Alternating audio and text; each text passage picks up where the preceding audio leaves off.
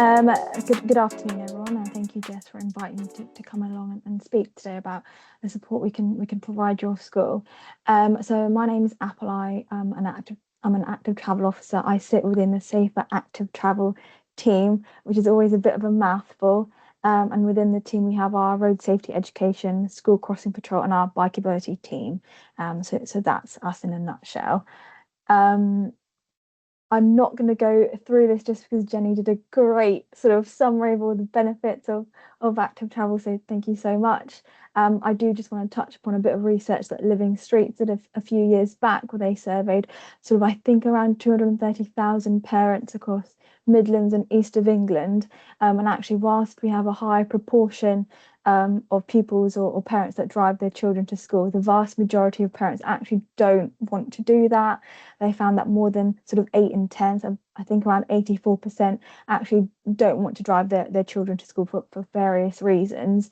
And so part of sort of my role and within the team as a whole is supporting schools to give parents that option, to support their children walking, cycling, scooting and wheeling to school. Um, so everything I'm going to be speaking about today is available on our website, and Jess said she'll share these slides, so it'll be easy to access our website through these slides. And then within sort of our website, we also have our active travel toolkits, and there is a specific one for primary and secondary schools. So the vast majority of our offers is on our website and these toolkits. Of course, if there's something that's not on there, if there's something you found online that you need some support in delivering or would like some signposting as to who best to go to within Suffolk County Council or sort of wider organisations, please feel free to just get in touch with us anyway. We'd be happy to support you and answer any questions. My details are at the end of this PowerPoint too. So one of our sort of big schemes, initiatives we deliver across the county to many schools is bikeability. This is one of the first questions I ask schools: do you deliver bikeability? If not, why not? So last year, I think we delivered to about just under 4,000 pupils, so 3,900 and something pupils. And we are encouraging every primary school to offer these to their pupils. Our level 1 and 2 is delivered to year 5 and or 6 pupils. It doesn't have to be just delivered in sort of term time. We can deliver half-term break, summer break, sorry. Our instructors work across the entire year. If cost is an issue, there are a few months within sort of that winter period where it is free of charge to the schools. And then our level 3 is delivered to secondary schools. Whilst level 1 and 2 is up to 12 pupils, this is a smaller group because it is looking at more complex junctions on the journey to high school, but this is free of charge to schools. Something else that we support sort of schools with is what we call a doctor bike session, is where we will have one of our mechanics visit your school for an entire day, and throughout the day he'll check pupil and staff bikes and do minor fixes on them. If anything major needs to be done, he will advise where you can get it done, how much it should cost, what should be done to it, etc. I try where I can to organise this before bikeability sessions, because our instructors do check people's bikes before they do their sessions and make sure they are safe and roadworthy to use. So actually, if we do this beforehand, it just makes sure everyone participating has good working order bikes, essentially. And then something we're piloting, and we're very lucky within sort of Suffolk to be working with the Bikeability Trust on this, is what we call Bikeability virtual rides. It's basically taking sort of bikeability training in the classroom. It's not designed to replace normal bikeability training, but instead supplement it. So pupils will complete what we call virtual rides on a tablet and iPad. It's basically videos filmed from a cyclist perspective, and they have a 360 sort of degree view of the roads. And they practice observation, positioning, and things like that. So taking it off the road setting and bringing it into the classroom to help hone those skills a bit more. This is still delivered by our bikeability instructors, completely free of charge to schools. We can deliver for up to 30 students, so a normal class size. and we can have two simultaneous classes as well. We have delivered it to secondary school, so you're sort of year 7 to 9s, but also primary sort of schools as well, usually to year 5/6s that have already completed their level 1 and 2 training, just to help sort of like I said, hone those skills and practice it a bit more as well. So yeah, if you are interested, please get in touch. I'd be more than happy to discuss when we can deliver this. We know that a key sort of a big barrier to cycling to school is actually owning a bike. So something within Suffolk we're doing to try and tackle this barrier is what we call bike library, or what's now become our free wheel scheme. So we piloted our bike library scheme with 2 Lowestoft schools several years back, and it's where we provide free loan bikes to year 5s, and they'll keep them until they leave high school. And we also deliver bikeability training to them. We trialed it with 2 Lowestoft schools, and we worked with Active Suffolk and several other organisations as well, Asda, who provided sort of bike locks and helmets, and the Rotary Club within Lowestoft. So really some key partnership working there for us to deliver these to these schools. And then to expand this a bit further, it's become what we call the free wheel scheme. We are working with a sort of a set number of targeted schools. You might be one of those schools, but yes, it's just a set number of schools that we're working with to deliver this scheme, because we know this is a key barrier and we want to help tackle it. So yeah, that's just a bit of information on what we're doing to tackle that key barrier. Something that's offered predominantly to primary schools, but it can be for secondary schools too, is an active travel leaflet. So it is bespoke to the school. The image there on the left, a lot of it is a template. So what you can edit is a school name, obviously, and the information just below that first image. And the rest of it is kept the same, and it's the benefits of active travel, advice for parents and carers and how they can support the child to actively travel, bits about bikeability and things like that. And then the map is bespoke to the school. And what you see on it is what we call walk-in isochrone. So the red is 5 minutes, the blue is 10 minutes. And then we'll plot where if you have any zebra crossings, if you have any signalised crossings, keep clear signs, park and stride spaces. I say this is predominantly for primary schools just because that template, it's written for primary school parents. However, for secondary schools, we can just give you the map, so we can still create the map for you. That's not an issue. But unfortunately, the way the template is written is not technically geared towards sort of secondary school parents. But what we need to do is just complete a form, and I can get that created for you. And then one of our sort of bigger schemes that does take quite a long time to implement is what we call a school street. It is the restriction of motorised vehicles outside of the school during school drop-off and pick-up, with exemptions. So the exemptions is residents living within the closure, emergency vehicles, healthcare professionals caring for those living within the closure. But the vast majority of through traffic, it's restricted for them. How we implement it in Suffolk is our marshalled barriers. So it's usually by staff members and or parent, carer, volunteers, so grandparents and things like that. We do have 2 permanent schemes within Suffolk.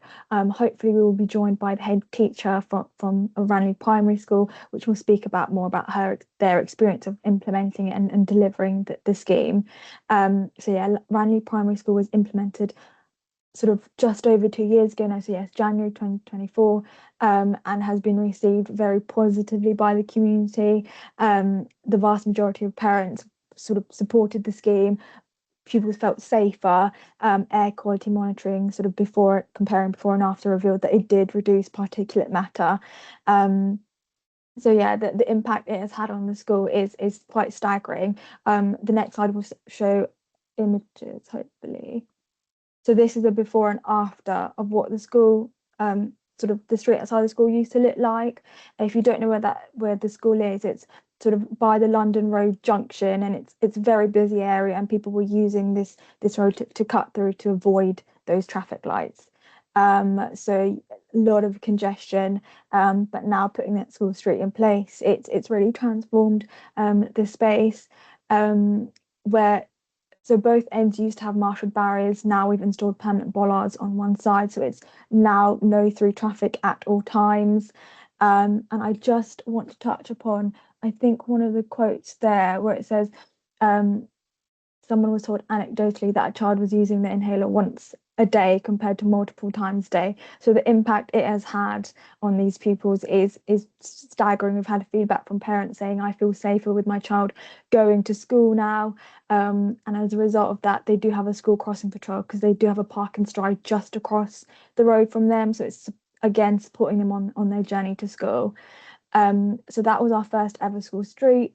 Our second one is in Moorland, Church of England Primary School, again in Ipswich, completely different area. It's in a residential space, two marshal barriers on each end, again by staff and parents that marshal it. And again, positively well received. It's been up and running since September 2024. The vast majority of parents wanted it permanent. It has increased active travel. We've had positive comments from staff, parents, residents, and it is now permanent. And the same feedback we get, that sort of parents feel more confident with their child walking to school. As I mentioned, we work very closely with our road safety education team, and they deliver road safety education workshops. So those are classroom workshops. They tailor it to the year group as well as the location of your school. So say you have a zebra crossing or a signalised crossing or a school crossing patrol, they'll embed that within the sessions they teach pupils. And like I said, it's bespoke to the year groups they're teaching it to. They teach sort of the road safety education officer teaches across many different year groups, up to sixth form students as well. And then something else that's quite popular across sort of our primary schools in Suffolk is our junior road safety officers, so our JRSOs. That's a group of pupils that will champion road safety and active travel within their school and their local community. And that's usually a group of year 4 and above that do that. So they'll do assemblies, competitions, posters, write newsletters. They'll also write to residents sometimes. Pupils make it how they want. They deliver as much or as sort of little initiatives as they want throughout the year. And something exciting that happens in the summer is we have our JRSO event where we will invite schools and the JRSOs to come, and we celebrate them and all the good work they do throughout the year. And as I mentioned, within the team, we also have our school crossing sort of patrol. So that's our lollipop ladies and lollipop men that support our sort of children and adults on their journey to school. And something we've just launched recently is a new campaign called Lollipops Aren't Just for Children, to remind the community that actually adults don't have to be accompanied by a child to be supported by a school crossing patrol. We've unfortunately had incidents of sort of our patrols receiving abuse, and we're just highlighting the good work they're doing in our community and how they support our schools and our children. So you might have seen sort of it's been picked up by the local papers and the radio and the news. So you might have seen that about as well. And it's also on our local, sort of on the backs of our local buses too. On our website too is a list of campaigns that happen throughout the year. So any road safety, active travel campaigns. We have Modes of Month, which happens Cycle to School Week, Walk to School Week, and things like that. And it's just a way to continue to highlight this throughout the year. And it's usually if you have a junior road safety officer team or eco council or a school council, they can celebrate these days by having a competition, doing an assembly, for example. But throughout the year, we do also hold our own competitions sort of within the team. Back in November, it was Road Safety Week, so we asked pupils to design road safety posters and messages that could go on lamppost sleeves. And our winners were Norton, Stutton, and Tattingstone. So we have lamppost sleeves around their school just sharing these road safety messages.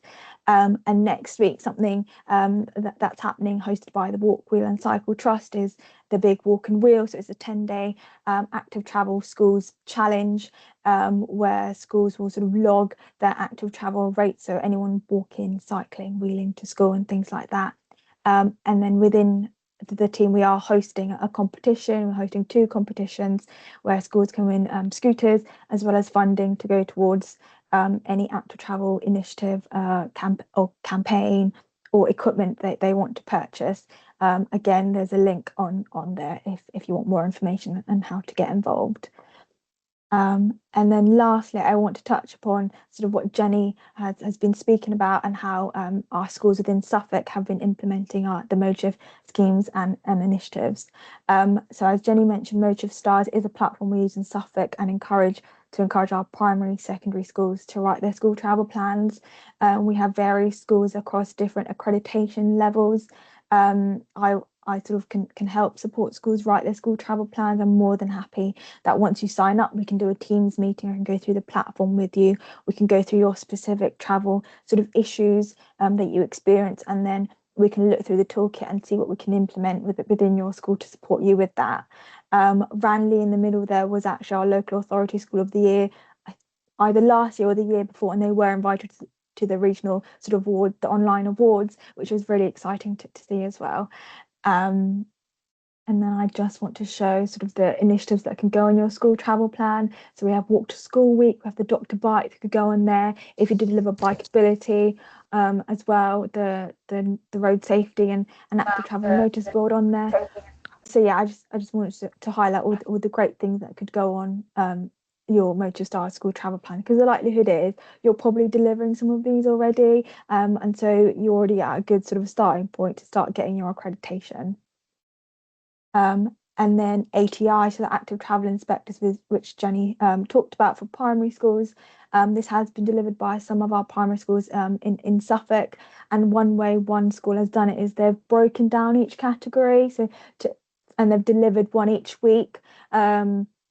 And they've asked people to take it home to their parents and start having these discussions about actually how easy is it to walk, wheel, cycle to scoot to school from the neighbourhoods. And then, like Jenny said, you do get a certificate, and we within Suffolk we do mail this to you along with a badge for each student that has completed the inspection. And the Active Travel Ambassadors, which Jenny's spoke in detail about, is a great programme. This year is our best year yet. Keith does some fantastic work with all our schools, and they develop some great campaigns and initiatives. And I think we have Vicky from Farlingay on the call with us, which will be speaking a bit later on about what they've done, all the great work they've been doing.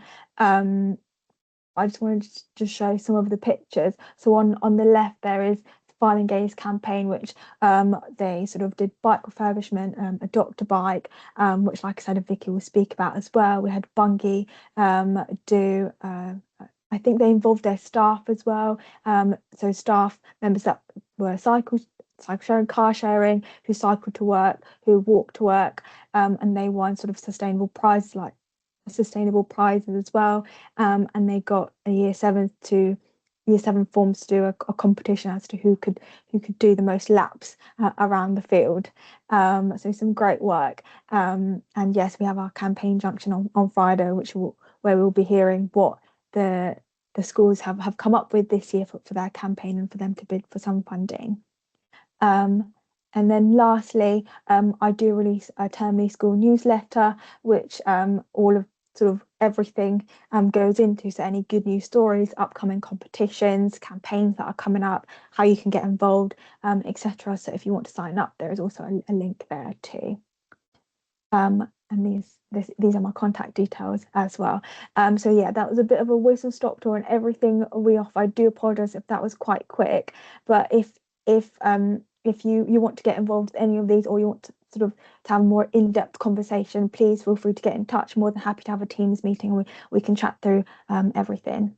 Wonderful. Thank you so much.